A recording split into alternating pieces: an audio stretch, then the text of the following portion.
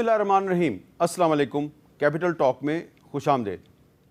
आज बानी पाकिस्तान जनाब कायद-ए-आज़म मोहम्मद अली जिन्ना का यौम वफ़ात है और आज 11 सितंबर 2024 को पाकिस्तान की जो कौमी असम्बली का इजलास था उसमें एक बहुत अरसे के बाद हुकूमत और अपोजिशन एक पेज पर नज़र आ रहे थे। उनमें आपस में काफ़ी ताउन और रवादारी भी नज़र आ रही थी, शायद इसलिए कि पाकिस्तान की जो पार्लियामेंट है उसकी साख और उसकी इज़्ज़त ख़तरे में है, क्योंकि 10 सितंबर को इस पार्लियामेंट के अंदर घुसकर कुछ नकाब पोश अफराद ने सिटिंग MNAs को घसीट कर गिरफ़्तार किया।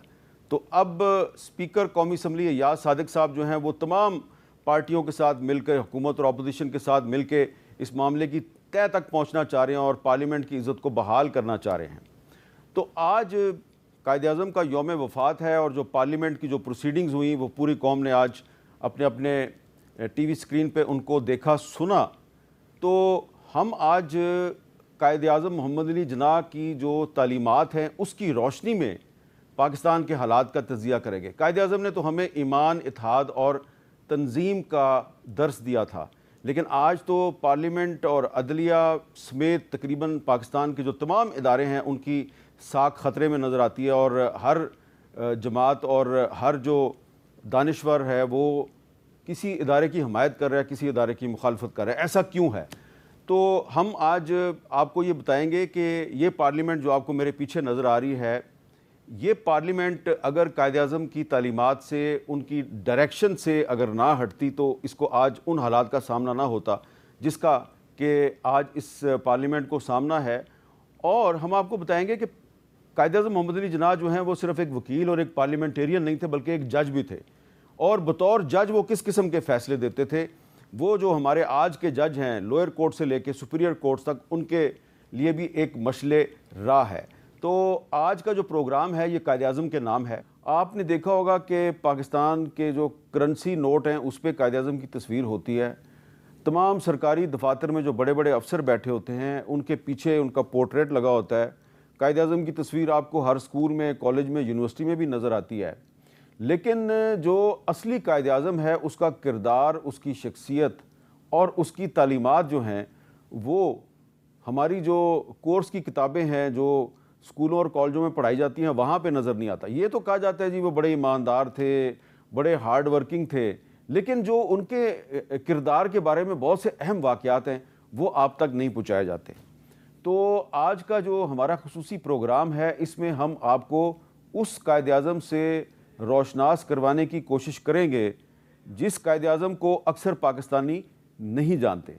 सबसे पहले मैं आपको ये बताना चाहूँगा कि आप ये तो जानते हैं ना कि कायद-ए-आज़म एक वकील थे। बिल्कुल वो एक वकील थे और लंदन का जो एक मारूफ तालीमी इदारा है लिंकर्स इन, उसमें कायद-ए-आज़म ने इसलिए दाखिला लिया कि उसका जो मेन गेट था उस पर दुनिया के बड़े बड़े कानूनदानों के नाम तहरीर थे और उसमें एक नाम था हज़रत मोहम्मद सल्लल्लाहु अलैहि वसल्लम का, जिसकी वजह से कायद-ए-आज़म ने उस तालीमी इदारे में दाखिला लिया। इससे आप अंदाज़ा लगा सकते हैं कि कायद-ए-आज़म की नबी पाक हज़रत मोहम्मद सल्लल्लाहु अलैहि वसल्लम के साथ कितनी मोहब्बत थी। लेकिन इसके साथ ही साथ जब कायद-ए-आज़म इंग्लैंड में तालीम हासिल कर रहे थे तो वहाँ पे लंदन में वो एक थिएटर में ज़रूर जाते थे जहाँ पे शेक्सपियर के ड्रामे दिखाए जाते थे। और आज मैं चाहूँगा कि एक ऐसी किताब जो है उसका मैं बार बार आपको हवाला दूँ जो कि कायद-ए-आज़म की बहन मोहतरमा फ़ातिमा जिन्ना ने लिखी। और ये किताब जो है ये इस पर बदकिस्मती से पाकिस्तान बनने के बाद इस किताब पर पाबंदी रही, काफ़ी साल तक किताब शाया ना हो सकी। और फिर जब ये किताब शाया हो गई तो अंग्रेज़ी में शाया हुई, लेकिन जो इसका उर्दू का तर्जमा था उसमें से बहुत चीज़ें गायब कर दी गई। लेकिन ये जो किताब है इस किताब में ये भी बताया गया कि कायद-ए-आज़म को शेक्सपियर के ड्रामे बहुत पसंद थे और एक ज़माना था कि वो शेक्सपियर के किसी ड्रामे में काम भी करना चाहते थे। कायद-ए-आज़म ने अपनी जो ज़िंदगी के इब्तदाई साल थे जब उन्होंने अपनी प्रैक्टिकल लाइफ में स्ट्रगल शुरू की तो मुआशी तंगदस्ती की वजह से, कमज़ोर माली हालात की वजह से उनको एक वक्त आया कि उन्होंने वकालत छोड़ के तो मजिस्ट्रेट की नौकरी की और वो जज बन गए। और ये वो जब बॉम्बे में थे तो उस ज़माने की बात है اس سلسلے میں جو ان کے بہت سے بطور جج فیصلے ہیں وہ ایک کتاب ہے اس میں محفوظ ہیں، اور اس کتاب کا نام ہے قائد اعظم ایز مجسٹریٹ. یہ کتاب ہے، اور یہ کتاب جو ہے یہ بڑی ہی اہم کتاب ہے. اور اس کتاب میں آپ دیکھیں گے کہ قائد اعظم نے بطور مجسٹریٹ، بطور جج، انہوں نے ایسے فیصلے کیے جس میں کہ وہ جو جھوٹا مقدمہ ہوتا تھا وہ اس پر بڑی ناپسندیدگی کا اظہار کرتے تھے، اور جھوٹا مقدمہ درج کروانے والے کو کوشش کرتے تھے سزا دے دی جائے. لیکن جو سب سے امپورٹنٹ چیز ہے جو آج کے پاکستان کے حوالے سے بڑی اہم ہے وہ یہ ہے کہ اس کتاب میں ایک قائد اعظم کا فیصلہ درج ہے. جب ایک بمبئی میں ان کی عدالت میں ایک مقدمہ پیش کیا گیا تو جو پولیس تھی اس نے ایک مقدمے میں اپنے جو کچھ ملزمان تھے، 3 ملزمان، ان کو کہا جی ہم اپروور بنا رہے ہیں، وعدہ معاف گواہ. تو قائد اعظم نے یہ کہا کہ جب ایک ملزم کے خلاف مقدمہ درج ہو جائے تو پھر آپ اس کو وعدہ معاف گواہ نہیں بنا سکتے، اور قائد اعظم نے وعدہ معاف گواہ بنانے کی اجازت نہیں دی. تو اس سے آپ اندازہ لگائیں کہ جو قائد اعظم نے بطور جج جو بہت سے فیصلے کیے ان میں وہ وعدہ معاف گواہ جو ہے اس کی یا تو اجازت نہیں دیتے تھے یا اس کی گواہی کو وہ تسلیم ہی نہیں کرتے تھے. قائد اعظم محمد علی جناح بطور وکیل اور پھر بطور ایک پارلیمنٹیرین آزادی صحافت کے بہت قائل تھے. انہوں نے اپنی جو مختلف تقاریر ہیں اس میں انہوں نے آزادی صحافت کی کھل کر حمایت کی. آپ کو تاریخ کے جو طالب علم ہیں ان کو پتہ ہوگا کہ جب 1918 میں رولٹ ایکٹ ہندوستان میں نافذ کیا گیا تو قائد اعظم نے اس کی صرف اس لیے مذمت کی کہ بغیر ٹرائل کے یا بغیر مقدمے کے گرفتاری کا اختیار دیا گیا تھا پولیس کو. تو قائد اعظم نے کہا کہ آپ کسی بھی شہری کو آپ کسی مقدمے کے بغیر، ٹرائل کے بغیر اس کو گرفتار نہیں کر سکتے. اور اس رولٹ ایکٹ کے تحت بہت سے صحافیوں کے خلاف کارروائی ہوئی، تو قائد اعظم نے صحافیوں کے خلاف ہونے والی ان کارروائیوں کی بھی مذمت کی. آپ کو یہ بھی یاد رکھنا چاہیے کہ قائد اعظم محمد علی جناح نے اسی رولٹ ایکٹ کے خلاف پارلیمنٹ سے استعفیٰ دے دیا تھا. قائد اعظم محمد علی جناح کا جو پارلیمنٹ سے استعفیٰ تھا اس سیاہ قانون کے خلاف، وہ آج بھی ہماری پارلیمنٹ کو یہ درس دے رہا ہے، یہ سبق دے رہا ہے کہ ایسے قوانین پاس نہ کرو جن کے ذریعے آپ کسی ادارے کو اتنے اختیارات دے دیں کہ وہ کسی بھی شخص کو بغیر مقدمے کے گرفتار کر لے، بغیر ٹرائل کے اس کو غائب کر دے اور لوگ اس کو ڈھونڈتے ہی رہ جائیں. قائد اعظم نے اپنی زندگی میں ایک نہیں بلکہ کئی صحافی جو ہیں ان کے خلاف جو جھوٹے مقدمات قائم ہوئے تو قائد اعظم نے ان صحافیوں کا مقدمہ عدالتوں میں لڑا. اس سلسلے میں 2-3 بڑی مثالیں جو ہیں وہ میں آپ کو بتاتا ہوں کہ بال گنگا دھر تلک یہ ایک ایکٹیوسٹ تھے اور ایک رسالہ نکالتے تھے، میگزین نکالتے تھے گجراتی زبان میں. تو ان پر جب بغاوت کا مقدمہ قائم ہوا تو قائد اعظم نے ان کا کیس پہلی دفعہ لڑا تو وہ ان کو ریلیف نہیں دلوا سکے. پھر دوبارہ 1916 میں ان پہ مقدمہ ہوا تو قائد اعظم نے ان کو ریلیف دلوائی. اس کے علاوہ ایک اخبار تھا بمبئی کرونیکل، اس کے ایک ایڈیٹر تھے مسٹر ہارنی مین، ان پر بھی مقدمہ درج ہوا. قائد اعظم نے ان کی بھی مدد کی اور ان کا بھی مقدمہ لڑا. انہوں نے قائد اعظم نے بہت سے صحافیوں کے مقدمات لڑے. اور پھر قائد اعظم ہمیشہ جب بھی پریس فریڈم پہ بات کرتے تھے وہ کہتے تھے کہ ہم مادر پدر آزادی کا میں قائل نہیں ہوں، لیکن صحافت پر پابندیاں نہیں لگنی چاہیے، اور اگر کوئی صحافی تعمیری تنقید کرتا ہے تو اس کی ہمیں حوصلہ افزائی کرنی چاہیے. قائد اعظم جو ہیں وہ برصغیر پاک و ہند کے ان مسلمان رہنماؤں میں شامل تھے جنہوں نے خواتین کے سیاست میں کردار کی حوصلہ افزائی کی، خواتین کو انکریج کیا کہ آپ پریکٹیکل لائف میں آئیں.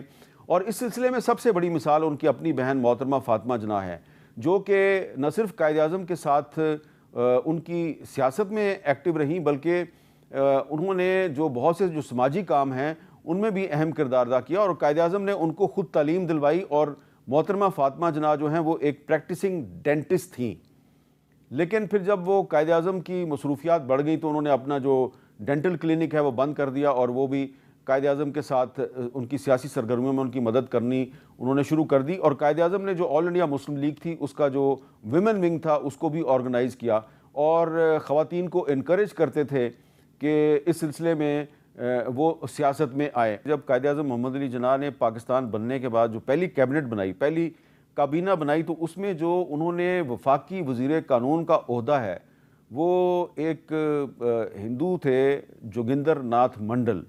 ان کو نہ صرف قانون کی وزارت دی بلکہ امور کشمیر کی وزارت بھی ان کے حوالے کی. اور جوگندر ناتھ منڈل صاحب جو ہیں وہ قائد اعظم کے بہت قابل اعتماد ساتھیوں میں شامل تھے, اور ان کو وزیر قانون بنانے کا مطلب یہ تھا کہ قائد اعظم جو ہیں وہ اقلیتوں کو یعنی کہ نان مسلم پاکستانیوں کو چاہتے ہیں کہ برابری کا مقام دیا جائے. اس کے علاوہ جو قائد اعظم ہیں وہ نوجوانوں کو بہت انکریج کرتے تھے. آج کے پاکستان میں بھی نوجوانوں کی تعداد بہت زیادہ ہے. کوئی بھی قوم جو ہے وہ نوجوانوں کے بغیر آگے نہیں بڑھ سکتی, عورتوں کے بغیر آگے نہیں بڑھ سکتی. تو قائد اعظم نہ صرف عورتوں بلکہ نوجوانوں کو بھی انکریج کرتے تھے. اور اس سلسلے میں جو بہت سے جو اس زمانے میں مسلم اسٹوڈنٹس فیڈریشن بھی بنائی گئی تھی, لیکن قائد اعظم جو ایم ایس ایف کے باہر جو نوجوان ہوتے تھے ان کے ساتھ بھی انٹریکشن کرتے تھے, بات چیت کرتے تھے. ہمارے ایک سابق وزیر خزانہ اور وزیر خارجہ سرتاج عزیز صاحب تحریک پاکستان میں بڑے سرگرم رہے, اور قائد اعظم کے ساتھ ان کو کئی ملاقاتیں کرنے کا اتفاق ہوا. تو جب وہ وزیر خارجہ ہوا کرتے تھے تو ہم نے ایک دفعہ ان سے قائد اعظم کے متعلق ان کی یادوں پر گفتگو کی تھی. سرتاج عزیز صاحب آپ اس دنیا میں نہیں ہیں, لیکن سنیں کہ قائد اعظم کے متعلق انہوں نے ہمیں کیا بتایا. جو ہمارے مارچ 46 میں تقریر کی تھی کہ آپ کو مجاہد پاکستان کی سندیں ملی ہیں, امید ہے کہ آگے چل کر آپ معمار پاکستان بنیں گے. تو یہ لفظ میرے کانوں میں گونجتا رہا کہ قائد اعظم ہمیں کہہ رہا ہے کہ آپ معمار بنیں. تو میں جو ڈیولپمنٹ پروفیشنل ہوا, یہ اسی ہدایت کی یہ تعبیر. وہ جو قائد اعظم سے آپ کو مجاہد پاکستان کا سرٹیفکیٹ ملا وہ ابھی تک ہے آپ کے پاس؟ ہاں جی, اس کی کاپیاں ہیں, کیونکہ اوریجنل پارٹیشن کے وقت میں جو کاغذ ہوئے وہ ہوا. مجھے اسپیشل کلاس کا سرٹیفکیٹ ملا تھا. اچھا. اسپیشل جنہوں نے اتنے گھنٹے کام کیا ان کو اسپیشل, پھر اے, پھر بی, پھر سی. وہ ہمارے جو اسلامک کالج کے 1250 طالب علم تھے ان سب کو ہم نے الوکیٹ کیے تھے. قائد اعظم نے چند ایک کو اس وقت تقسیم کیے تھے جب وہ ہمارے ہاں اسناد کے تقسیم کے لیے آیا. تصویر بھی اس کی موجود ہے. اچھا, آپ کی قائد اعظم کے ساتھ تصویر بھی ہے؟ میرے 6 تصویریں ہیں قائد اعظم کی. اچھا, 6 تصویریں آپ کی. اچھا, یہ بتائیں کہ قائد اعظم کے ساتھ آپ کی جو ملاقاتیں ہوئیں تو ان ملاقاتوں میں ان کی شخصیت کا جو سیر ہے کچھ اس کے بارے میں ہمیں بتائیے. وہ ایک ایسا سحر ہے کہ وہ ساری عمر نہیں بھولے گا. ایک تو یہ کہ وہ طالب علموں کے ساتھ اتنی شفقت سے پیش آتے تھے کہ وہ کہہ رہے تھے کہ تم میرے بے غرض سپاہی ہو.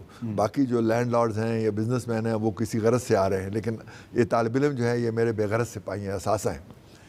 اور وہ جس طریقے سے ہمیں موٹیویٹ کرتے تھے, میں نے ایک دفعہ مجھے یاد ہے گھاس پہ ہمارے ساتھ بیٹھے ہوئے تھے زمین پر, گھاس پہ بیٹھ کر اپنے ممدوٹ ولا کے لان میں, اور کہہ رہے تھے کہ آپ لوگوں کو کیا محسوس ہوتا ہے. تو وہ تقریر جو انہوں نے کی تھی 46 میں, تو انہوں نے کہا تھا کہ مسلمان کامرس اور انڈسٹری میں بہت پیچھے ہیں اور آپ اس کی طرف توجہ دیں. تو میں نے ان سے اس وقت ڈرتے رہتے کہا کہ sir what can we student do for commerce and industry, you should ask these people landlords with money to invest in commerce and industry. تو انہوں نے سگار کا کش لگایا کہ my boy diversion for students mean diversion in studies. یعنی اس کا مطلب ہے کہ آپ لوگ ایسے سبجیکٹ پڑھیں جس میں آپ کامرس انڈسٹری. تو اس نے میرا رخ موڑ دیا. میں تو میرے والد صاحب تو مجھے وکالت کرانا چاہ رہے تھے, لیکن اس کے بعد پھر میں ہیلے کالج آف کامرس چلا گیا. اچھا, یعنی کہ آپ اس طرف قائد اعظم کی ایڈوائس پہ ہدایت پہ آئے. اچھا. تو پھر وہ ہیلی کالج آف کامرس, پھر اس کے بعد اکنامکس اور فائنانس. تو یعنی یہ ان کی ہدایت تھی کہ آپ اس طرف جائیں. اور ایک اور بات جس پہ کہ سرتاج عزیز صاحب نے بہت زور دیا, وہ کہتے تھے کہ جو قائد اعظم محمد علی جناح ہیں وہ رول آف لا پر بہت یقین کرتے تھے. وہ کہتے تھے قانون کی بالادستی جو ہے یہ بڑی ضروری ہے اور اسی کے ذریعے سارے مسائل حل ہو سکتے ہیں. سنیے سرتاج عزیز صاحب نے کیا بتایا. قائد اعظم کا سب سے بڑا جو تصور تھا وہ تھا جمہوری ملک, اور وہ رول آف لا اور جمہوریت. اگر جمہوری عمل چلتا رہتا, اب 1958 کا جو مارشل لا آیا اس میں ٹھیک ہے اکنامک پروگرس ہوئی, کچھ تھوڑی بہت کلیننگ اپ بھی ہوئی, لیکن جمہوریت کے مطابق ہر خطہ اپنی معاملات اور اختیارات خود ہینڈل کرتا ہے. تو ملٹری گورنمنٹ بہت سینٹرلائز ہوتی ہے. اس کی وجہ سے مشرقی پاکستان کے لوگوں کو یہ خیال ہوا کہ ہمیں اسلام آباد سے رول کیا جا رہا ہے, ایک اور کالونیل پاور آ گئی ہے, اور ہمیں اپنے جو اپنی ترجیحات ہیں اس کے مطابق اپنے ملک کو مینج کرنے کا اختیار نہیں ملتا. اور اگر سیاسی عمل چلتا رہتا اور وہاں سیاسی جماعتیں ہوتی جو یہاں کی جماعتیں ہوتی، مثلا مسلم لیگ وہاں آرگنائز ہوتی باقاعدہ، تو مشرقی پاکستان کبھی بنگلہ دیش نہ بنتا۔ قائد اعظم محمد علی جناح پر ان کی زندگی میں غیروں نے تو بہت سے الزامات لگائے، لیکن کچھ اپنے بھی تھے جو ان پر بے سروپا قسم کے الزامات ہی نہیں بلکہ فتوے بھی لگاتے تھے۔ اور ہمارے بر صغیر پاک و ہند میں کچھ ایسے علماء حضرات بھی تھے جنہوں نے کسی کے بہکاوے میں آ کر یا اختلاف رائے کی وجہ سے قائد اعظم محمد علی جناح کی شخصیت پر انہوں نے کفر کے فتوے لگا دیے، اور اس طرح کے فتوے علامہ اقبال پر بھی لگائے گئے، قائد اعظم پر بھی لگائے گئے، لیکن بہت سے جو جید حق پرست علماء تھے وہ علامہ اقبال کی بھی سپورٹ میں سامنے آئے اور قائد اعظم محمد علی جناح کی بھی سپورٹ میں آئے۔ لیکن 1929 کے آس پاس جب قائد اعظم محمد علی جناح کی جو اہلیہ تھیں وہ وفات پا گئیں، تو قائد اعظم جو ہیں ایک تو اہلیہ کی وفات کی وجہ سے کافی اداس تھے، اور پھر مسلم لیگ کے اندر بھی کافی اختلافات تھے، تو کچھ عرصے کے لیے قائد اعظم محمد علی جناح جو ہیں وہ لندن چلے گئے، انہوں نے وہاں پہ گھر خرید لیا اور انہوں نے پریکٹس شروع کر دی۔ لیکن پھر جو آل انڈیا مسلم لیگ ہے اس نے اپنے ایک اجلاس میں قرارداد پاس کی اور قائد اعظم کو اپیل کی کہ آپ واپس آئیں اور آ کے مسلم لیگ کی قیادت سنبھالیں، اور اس دوران میں علامہ اقبال بھی 2-3 دفعہ انگلینڈ گئے، لندن میں ان کی بھی ملاقات ہوئی قائد اعظم محمد علی جناح کے ساتھ، تو پھر قائد اعظم محمد علی جناح جو ہیں وہ واپس آ گئے، اور اس کے بعد جو انہوں نے ایک جدوجہد کے نئے دور کا آغاز کیا، اس کے نتیجے میں پاکستان کا قیام جو ہے وہ بہت آسان ہو گیا۔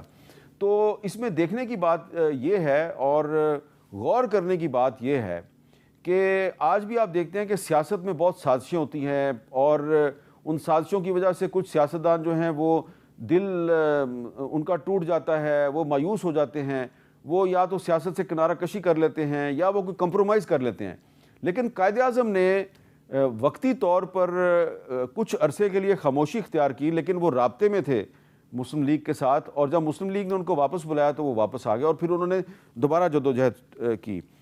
یہاں پر ایک بات بڑی اہم ہے کہ جو لوگ قائد اعظم پر کفر کے فتوے لگاتے تھے وہ ان کو بلیک میل کرنے کی کوشش بھی کرتے تھے، اور ایک دفعہ قائد اعظم پر 1943 میں 1943 میں قائد اعظم پر بمبئی میں ایک قاتلانہ حملہ ہوا۔ حملہ کرنے والا جو ہے وہ ایک مسلمان تھا، اور اس کا تعلق جو ہے وہ خاکسار تحریک کے ساتھ تھا۔ اس نے خنجر کے ساتھ قائد اعظم پر حملہ کیا، قائد اعظم نے اس کا ہاتھ پکڑ لیا، قائد اعظم زخمی بھی ہوئے۔ لیکن یہ جو واقعہ ہے، اس واقعے کے بعد جو خان آف کلات تھے، خان آف کلات کی کتاب جو ہے وہ میرے پاس ہے، میں چاہتا ہوں کہ اس کتاب سے میں آپ کو حوالہ دوں۔ میر احمد یار خان بلوچ جو خان آف کلات تھے، وہ قائد اعظم کے دوست بھی تھے اور قائد اعظم ان کے لیگل ایڈوائزر بھی تھے۔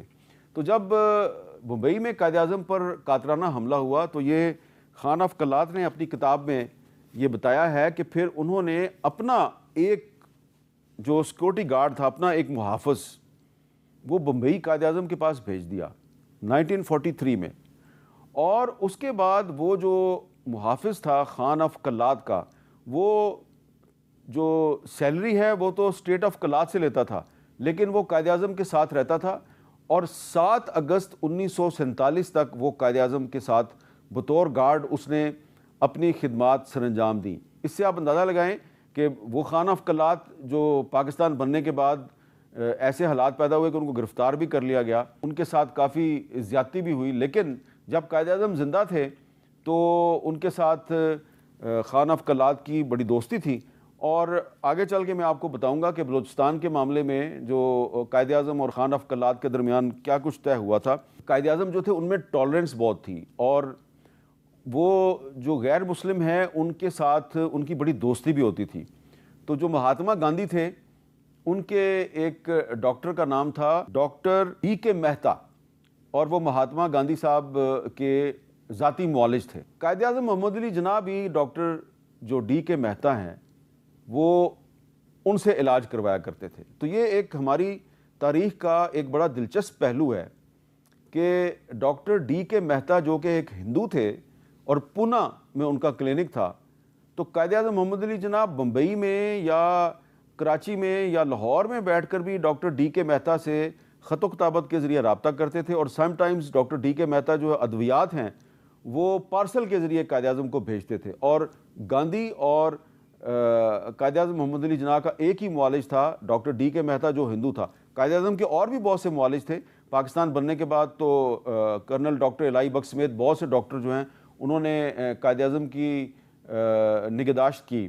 لیکن یہ میں نے آپ کو مثال اس لیے دی ہے کہ قائد اعظم جو ہے نا وہ صرف ایک ظاہری طور پہ نہیں کہتے تھے کہ مسلمان پاکستانی اور غیر مسلم پاکستانی برابر ہے. وہ ظاہری طور پہ مائنورٹیز رائٹس کے علمبردار نہیں تھے، بلکہ خود بھی اپنی پریکٹیکل لائف میں ایک ہندو ڈاکٹر جو ہے وہ اس سے اپنا علاج کروایا کرتے تھے. قائد اعظم کے بارے میں نے ابھی کچھ مزید باتیں آپ کو بتانی ہیں. ایک وقفے کے بعد دوبارہ ملتے ہیں.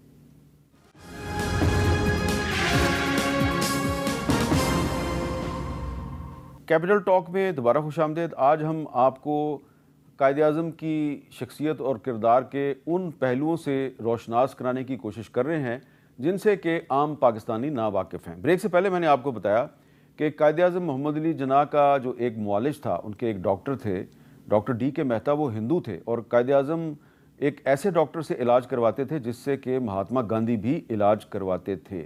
اب ہو سکتا ہے بہت سے لوگ پوچھیں جی کہ یہ آپ نے ریفرنس کہاں سے لیا؟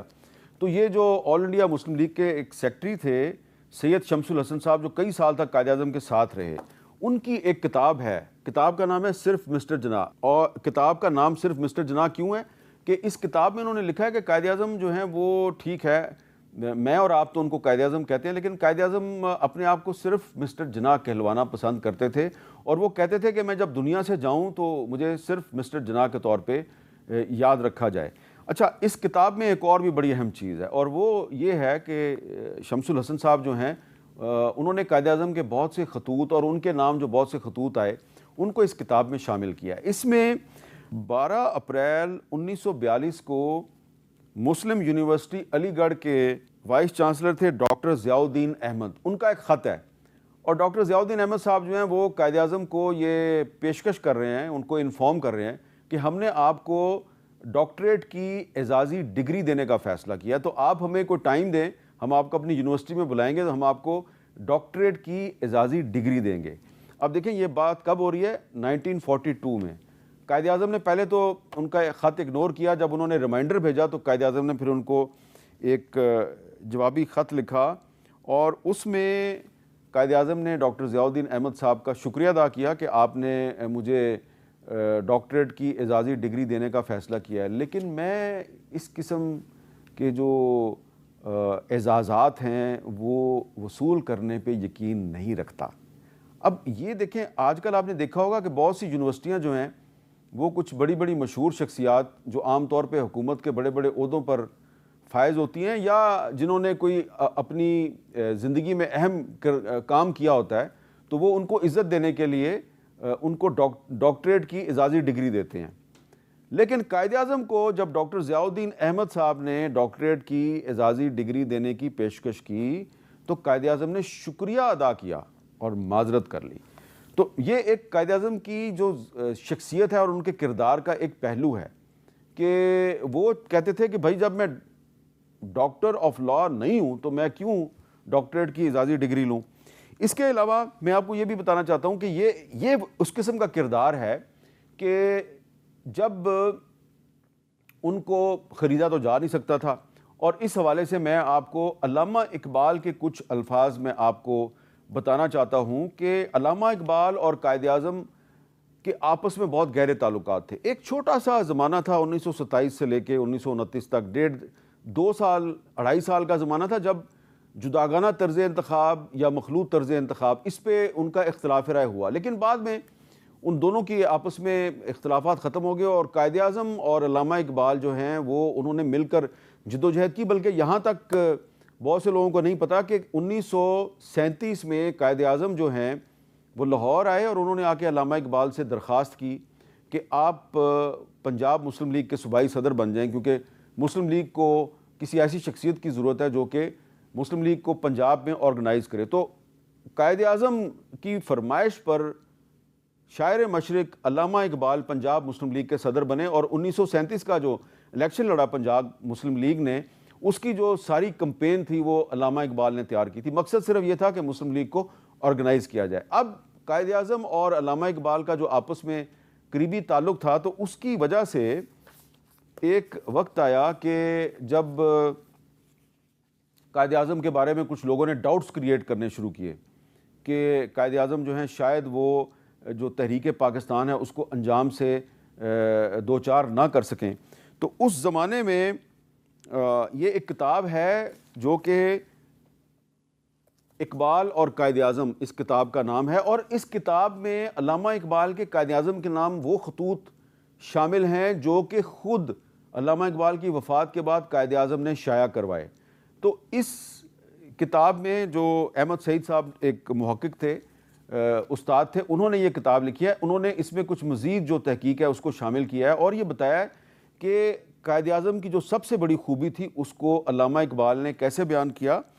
علامہ اقبال سے کسی نے پوچھا کہ وہ کون سی خوبی ہے جو آپ کو قائد اعظم میں نظر آتی ہے، تو علامہ اقبال نے انگریزی میں کہا ہی از انکرپٹیبل اینڈ انپرچیزیبل، کہ وہ بالکل کرپشن سے دور ہیں، کوئی ان کو کرپٹ نہیں کر سکتا اور ان کو کوئی خرید نہیں سکتا. اب یہ بات علامہ اقبال نے جو کہی یہ 1936 میں کہی تھی. اس کے کچھ سال کے بعد جب قیام پاکستان بہت قریب آ گیا تو مہاتما گاندھی نے قائد اعظم کو پاکستان کے مطالبے سے دستبردار کرانے کے لیے ان کو ایک پیشکش کی کہ ایسے کریں کہ آپ پاکستان کا مطالبہ چھوڑ دیں تو ہم جو آپ کو متحدہ ہندوستان ہوگا، ہم اس متحدہ ہندوستان میں آپ کو وزیر اعظم کا عہدہ پیش کر دیں گے. اب یہ جو بات ہے یہ بہت سی کتابوں میں آپ کو نظر آئے گی، لیکن تحریک پاکستان کے ممتاز محقق اور بہت سی کتابوں کے مصنف ڈاکٹر صفدر محمود صاحب نے بھی یہ بات ایک پروگرام میں ہمیں بتائی تھی. سنیے انہوں نے کن الفاظ میں بتائی تھی. پرائم منسٹر بننے کی آفر قائد اعظم کو گاندھی نے کی تھی جی، اور گاندھی نے بلا کر پٹیل اور نہرو کو یہ کہا تھا کہ یہ اپنی طرف سے آفر کر دیجئے. یہ آفر کانگریس کی طرف سے نہیں تھی جی. اور جب گاندھی نے یہ بات پرپوز کی تو فریڈم ایٹ مڈ نائٹ والا کہتا ہے کہ نہرو اور پٹیل دونوں کے چہرے لٹک گئے، منہ لٹک گئے، کیونکہ وہ تو خود وزیر اعظم کی پوزیشن پر نظریں لگائے بیٹھے تھے. لیکن اس سے پہلے قائد اعظم یہ بات کر چکے تھے کہ nothing less than Pakistan will be acceptable to us. جب وہ فیصلہ وہ کر چکے تھے کہ ہم پاکستان سے کم کوئی چیز نہیں لیں گے.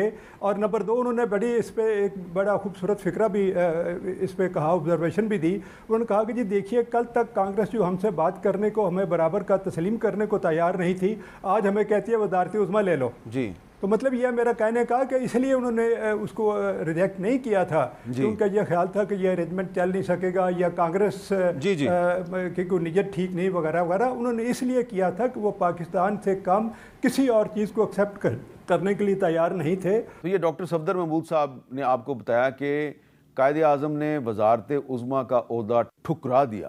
پاکستان کی وزارت عظمیٰ نہیں، متحدہ ہندوستان کی وزارت عظمیٰ. آپ دیکھیں کہ آج پاکستان میں آپ کو بہت سے ایسے سیاستدان جو ہیں وہ ملتے ہیں جو کہ ایک وزارت کے لیے اپنی وفاداری تبدیل کر لیتے ہیں، لیکن جس قائد اعظم محمد علی جناح کو ہم بابا قوم کہتے ہیں، اس نے گاندھی صاحب کی پیشکش پر متحدہ ہندوستان کی وزارت عظمیٰ ٹھکرا دی. اور ڈاکٹر صفدر محمود صاحب نے یہ بات اپنی ایک نہیں کئی کتابوں میں تحریر کی. یہاں پہ ایک اور وقفہ لوں گا، وقفے کے بعد دوبارہ ملتے ہیں.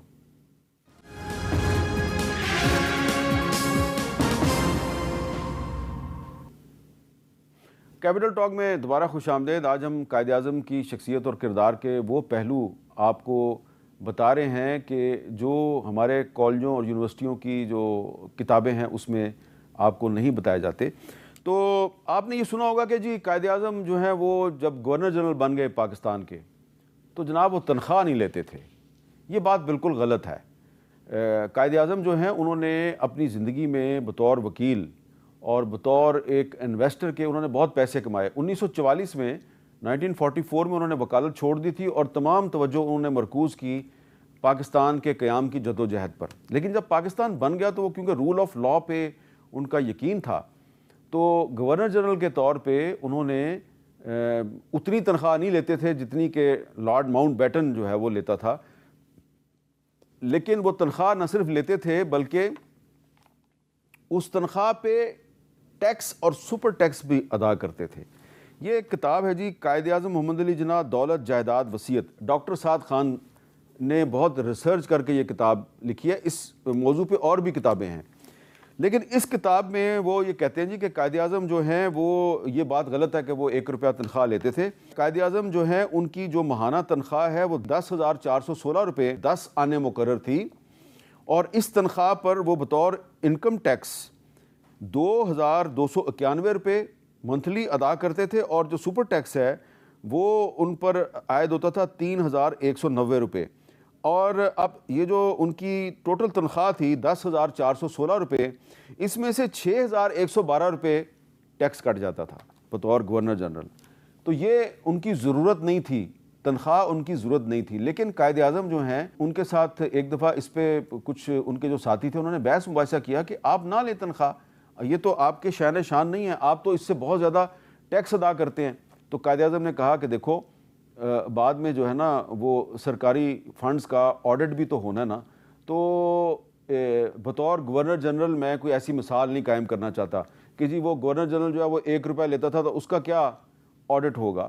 تو انہوں نے جان بوجھ کے ایک مثال قائم کی کہ وہ تنخواہ بھی لیتے تھے اور اس پہ انکم ٹیکس بھی ادا کرتے تھے، سپر ٹیکس بھی ادا کرتے تھے، صرف اس لیے کہ جو آنے والے پاکستان کے حکمران ہیں وہ ٹیکس ادا کریں اور پاکستان کے عام شہری بھی ٹیکس ادا کیا کریں۔ تو یہ قائد اعظم کی زندگی کا، ان کے کردار کا وہ پہلو ہے جو کہ ہم سے بالکل مخفی ہے، ہمیں اس کا بہت زیادہ پتہ نہیں ہے کہ قائد اعظم جو ہیں وہ اپنی زندگی میں جتنا عرصہ بھی گورنر جنرل رہے، آدھی سے زیادہ تنخواہ جو ہے اس پہ وہ ٹیکس ادا کر دیتے تھے۔ جیسا کہ میں نے آپ کو پہلے بھی بتایا کہ جو خان آف کلات تھے، میر احمد یار خان بلوچ اور قائد اعظم محمد علی جناح کے درمیان بڑی دوستی تھی، اور جو کلات اسٹیٹ اسمبلی تھی اس نے ڈبیٹ کے بعد یہ فیصلہ کیا تھا کہ جو ریاست کلات ہے وہ ایک انڈیپینڈنٹ اسٹیٹ کے طور پہ قائم رہے گی اور وہ پاکستان میں شامل نہیں ہوگی۔ لیکن پھر قائد اعظم نے خان آف کلات کے ساتھ مذاکرات کیے اور ان کے ساتھیوں کے ساتھ مذاکرات کیے۔ پھر قائد اعظم جو ہیں وہ خود بھی آئے، کبھی سبی آئے، کبھی کوئٹہ آئے، اور ان کی خان آف کلات سے ملاقات ہوتی تھی، اور جب بھی قائد اعظم جو ہیں وہ خان آف کلات کے مہمان بنتے تھے تو وہ قائد اعظم کو 21 توپوں کی سلامی دیتے تھے، ڈسپائٹ دا فیکٹ، باوجود اس کے کہ کلات اسٹیٹ اسمبلی جو ہے اس نے ایک انڈیپینڈنٹ ریاست کے طور پہ اپنی حیثیت کو برقرار رکھنے کا فیصلہ کیا تھا۔ لیکن پھر قائد اعظم نے ان کے ساتھ بات چیت شروع کی۔ جو میں نے پہلے بھی آپ کو خان آف کلات کی جو کتاب ہے ان سائڈ بلوچستان، اس کا میں نے آپ کو حوالہ دیا، تو اس میں انہوں نے ایک پورا چیپٹر شامل کیا ہے کلاتس مرجر ود پاکستان کیسے ہوا، اور اس میں انہوں نے بتایا کہ قائد اعظم جو ہیں وہ جب اکتوبر 1947 میں ہمارے پاس آئے تو انہوں نے آ کے مجھے کہا کہ as an elder brother and friend I would sincerely advise you to merge your state with Pakistan. Both the states will be benefited by this measure. اور پھر آگے انہوں نے بہت سے وعدے کیے قائد اعظم کے ساتھ۔ پھر باقاعدہ جو ہے ایک ایگریمنٹ سائن ہوا جس پہ خان آف کلات کے اور قائد اعظم کے دستخط تھے۔ تو یہ جو ایک معاہدہ ہوا تھا خان آف کلات کے ساتھ، اس میں یہ بھی چیز شامل تھی کہ جو بلوچ ہیں ان کو ایک علیحدہ صوبہ دیا جائے گا، ایک اس کی علیحدہ شناخت ہوگی، جو کہ بعد میں بلوچستان کے طور پہ ایک صوبہ جو ہے وہ بنا بھی دیا گیا۔ لیکن پھر جب 1 یونٹ بنایا گیا تو وہ وعدہ ٹوٹ گیا۔ بتانا صرف آپ کو یہ ہے کہ جب 14 اگست 1947 کو پاکستان قائم ہوا تو بلوچستان نام کا صوبہ جو ہے وہ پاکستان کا حصہ نہیں تھا۔ یہ بعد میں کچھ ریاستیں تھیں، لسبیلا، مکران، خاران اور کلات، یہ پاکستان میں شامل ہوئے، اور اس میں نواب اکبر بگٹی کا اور کچھ جو دیگر بلوچ سردار تھے ان کا بھی کافی کردار تھا، اور بگٹی صاحب بھی قائد اعظم کے ساتھی تھے، اور بگٹی صاحب جو ہیں وہ انہوں نے قائد اعظم کو ان کی مالی امداد بھی کی، مسلم لیگ کے فنڈ میں بھی انہوں نے حصہ ڈالا۔ ایک اور بات بڑی اہم ہے کہ قائد اعظم کے بارے میں نے آپ کو پہلے بھی بتایا کہ وہ رول آف لا پہ یقین رکھتے تھے، اس کے ساتھ ہی ساتھ وہ ایک پاکستان کے لیے مضبوط فوج کے بھی حامی تھے۔ اور ایک بڑی ہی اچھی کتاب ہے جو کہ جبار مرزا صاحب نے لکھی ہے، قائد اعظم اور افواج پاکستان۔ جبار مرزا صاحب یہ بتاتے ہیں کہ قائد اعظم چونکہ فوج کی اہمیت کو جانتے تھے اس لیے انہوں نے پاکستان میں کاکول ملٹری اکیڈمی قائم کرائی جس میں 26 جنوری 1948 کو پہلے کورس کا آغاز ہوا۔ تو نہ صرف قائد اعظم نے جو پی ایم اے کاکول ہے اس کا آغاز قائد اعظم نے کرایا، بلکہ آگے چل کے اس کتاب میں یہ بھی بتایا گیا ہے رسال پور میں ایئر فورس کی اکیڈمی ہے، وہ بھی اس کا بھی جو افتتاح ہے وہ قائد اعظم محمد علی جناح نے کیا۔ لیکن ساتھ ہی ساتھ اس کتاب میں یہ بھی کہا گیا ہے کہ جب قیام پاکستان بہت قریب آ گیا تو ایک فوجی افسر تھے، ان کا نام تھا کیپٹن ابراہیم ترین، تو انہوں نے قائد اعظم کو مسلم لیگ کے فنڈ میں ہر مہینے 100 روپے کا چندہ بھیجنا شروع کیا۔ تو قائد اعظم نے اپنے پرائیویٹ سیکرٹری کے ایچ خورشید کو کہا کہ آپ ان صاحب کو خط لکھیں، ان کا شکریہ ادا کریں، لیکن ساتھ ہی ساتھ آپ ان کو یہ کہیں آپ کے جذبے کی صداقت اپنی جگہ، لیکن میں سمجھتا ہوں کہ سرکاری ملازمین کو سیاست سے دور رہنا چاہیے۔ محترمہ فاطمہ جناب کی کتاب ہے مائی بردر، یہ بڑی اہم ہے۔ یہ جو کتاب ہے اس میں بھی یہ لکھا گیا ہے، میں اس کا ترجمہ آپ کو بتا رہا ہوں۔ قائد اعظم نے 14 اپریل 1948 کو گورنر ہاؤس پشاور میں سول افسران سے خطاب میں کہا، حکومتیں آتی جاتی ہیں، وزراء اعظم اور وزراء آتے جاتے ہیں، لیکن آپ نے اپنے مقام پر قائم رہنا ہے۔ آپ کو کبھی کسی سیاسی جماعت یا سیاسی رہنما کی حمایت نہیں کرنی چاہیے کیونکہ یہ آپ کا کام نہیں ہے۔ اسی طرح قیوم نظامی صاحب کی کتاب ہے قائد اعظم بحیثیت گورنر جنرل، اس کتاب میں بھی قیوم نظامی صاحب نے بڑی ریسرچ کی ہے۔ تو اس کتاب میں قائد اعظم صاحب کے حوالے سے ان کی ایک تقریر کا حوالہ دیا ہے۔ قائد اعظم فرماتے ہیں، ایک دو نہایت اعلیٰ فوجی افسروں کے ساتھ گفتگو کے دوران مجھے یہ معلوم ہوا کہ فوج پاکستان نے جو حلف اٹھایا ہے انہیں اس کے مضمرات کا علم نہیں ہے۔ بلا شبہ حلف تو ایک ظاہری شکل اور صورت کی بات ہوتی ہے، لیکن جو چیز زیادہ اہم ہے وہ ہے صحیح جذبہ اور اس کی روح، لیکن اس معاملے میں شکل و صورت بھی بہت اہمیت رکھتی ہے۔ میں اس موقع پر آپ کے حافظے کو تازہ کرنے کے لیے مقررہ حلف کے الفاظ پڑھتا ہوں۔ اور پھر قائد اعظم نے ان کو پورا حلف پڑھ کے سنایا۔ ہر فوجی افسر اور جوان جو حلف لیتا ہے اس کو قائد اعظم کے اس اصول کو یاد رکھنا چاہیے، ان کے اس فرمان کو یاد رکھنا چاہیے کہ آپ سرکاری ملازم ہیں، سیاست میں حصہ لینا آپ کا کام نہیں ہے۔ اور اس سلسلے میں سپریم کورٹ آف پاکستان کے کچھ فیصلے بھی ہیں لیکن ان پر عمل درآمد نہیں ہوتا۔ میں آپ کو قائد اعظم کے متعلق اور بھی بہت کچھ بتا سکتا ہوں، میرے پاس بہت سی کتابیں ہیں، بہت سے حوالے ہیں، لیکن آخر میں صرف میں ایک ہمارے بزرگ سیاستدان تھے انور عزیز چودھری صاحب جو بطور طالب علم قائد اعظم کی سیکیورٹی گارڈ بھی رہے، ان کا ایک میں کلپ آپ کو سنوانا چاہتا ہوں۔ خوش بختی تھی کہ میں قائد اعظم جب جہاں لاہور تشریف لائے تو رات کو میں پہرے پہ بھی جو لوگ مقرر تھے ان میں سے ایک تھا، اور پھر اسلامیہ کالج میں جب وہ تشریف لائے تو ان کی حفاظت کے لیے بھی جو جتھا تھا اس میں بھی تھا۔ قائد اعظم نے اپنے کچھ الفاظ چھوڑے ہیں جو بتاتے ہیں کہ وہ کس قسم کا پاکستان چاہتے تھے۔ پاکستان چلانے والے کوئی ابھی تک صحیح طرح کے آئے نہیں قائد اعظم کے خیالات کے مطابق۔ تو آج 11 ستمبر کے دن قائد اعظم کے یوم وفات پر قائد اعظم کی شخصیت اور ان کے کردار کے کچھ ایسے پہلو میں آپ کے سامنے لے کے آیا جن سے کہ عام پاکستانی اور خاص طور پہ ہمارے نوجوان واقف نہیں ہیں۔ تو قائد اعظم محمد علی جناح جو ہیں ان کی زندگی جو ہے وہ ہمارے لیے واقعی مشعل راہ ہے۔ یہ صرف میں کتابی بات نہیں کر رہا، اگر آپ قائد اعظم کی زندگی کا مطالعہ کریں، ان کے متعلق کتابوں کو پڑھیں تو آپ کو بہت کچھ پتہ چلے گا، اور یہ جو مایوسیوں کے اندھیرے ہیں اس میں قائد اعظم آج بھی ایک روشنی کی کرن ہے۔ اور یہ جو آپ کو میرے پیچھے پارلیمنٹ نظر آ رہی ہے، اس پارلیمنٹ سے گزارش ہے کہ جس قسم کا کردار قائد اعظم کا پارلیمنٹ میں ہوتا تھا ویسا ہی کردار اگر آپ ادا کریں تو ہو سکتا ہے کہ یہ پارلیمنٹ جو ہے یہ پاکستان کو مایوسیوں کے اندھیروں سے نکال لے، لیکن صرف شرط یہ ہے کہ آپ کو قائد اعظم کے راستے پہ چلنا ہے، اور وہ راستہ اتنا آسان نہیں، کافی مشکل راستہ ہے۔ امید ہے کہ آپ قائد اعظم کے راستے پہ چلیں گے۔ اجازت دیجیے، اللہ حافظ۔